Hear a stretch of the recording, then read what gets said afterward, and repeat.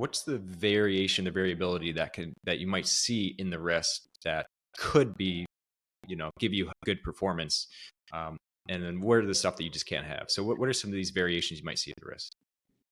It's mostly in the flexion and extension part, right? Like, so you have Scotty, who is a little more cut or a little Mhm. bit more extension, right? But his hand path also goes towards the ball, and he's technically his handle looks like it's going to be over the top if you were to trace it right, and then he kind of shallows it out late with his body. Mm. And then you have Xander and a couple of those guys who get up to the top. They start in flexion, they actually go in more inflection, uh, which is great for power.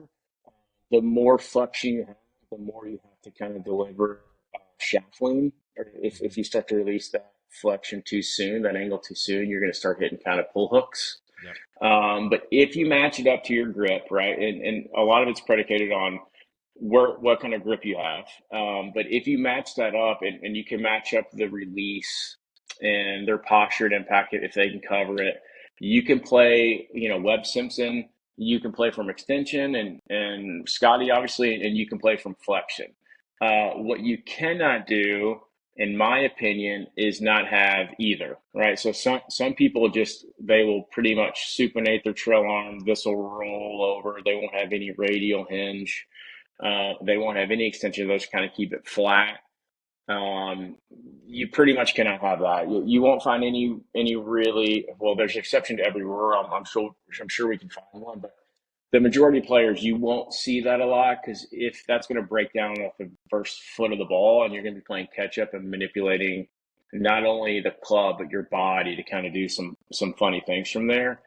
And the PGA Tours, Pete Cowan says this. This isn't my take, but they're the best manipulators in the world, right? They're super strong, they're super athletic. They've hit millions of golf balls. They've been doing it at a high level their whole life. So when you see Daniel Berger and you see some different things, right? Like, yeah, but he can do that because he's an elite athlete and he's an elite manipulator. But in the majority, you're going to get the furthest if you can just kind of stay more to the fundamentals, pick probably a touch of flexion, right? Have that extension in your right hand. It's a stronger position. You don't have to do that much on the downswing.